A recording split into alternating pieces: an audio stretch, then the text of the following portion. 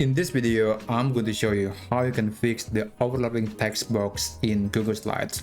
So I have these two text boxes, and unfortunately one of them is overlapping the other text box. And it's very difficult to select that text box because if I click anywhere here, it will instead click on the text box from the background or sometimes from the foreground, depending on which one is larger. So this is quite a challenge, especially if you have a document or a presentation with tons of text boxes.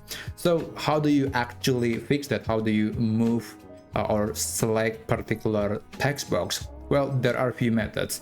The one that I usually use is just to move that text box to another area, to a different area. So the other text box could be click. So I could click this text box and then boom, I could move it somewhere else. And now I can move this text box to a different area. And therefore, these two text boxes are no longer overlapping.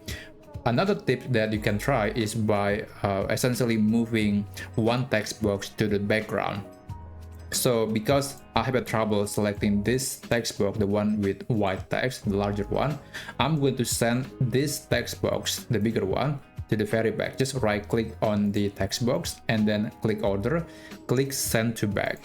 And that practically will make this text box to be at the very back while this text box will be at the top. And therefore I could click on it, I could move it around. So yeah, this is basically the two ways that you can try to fix overlapping text boxes in Google Slides.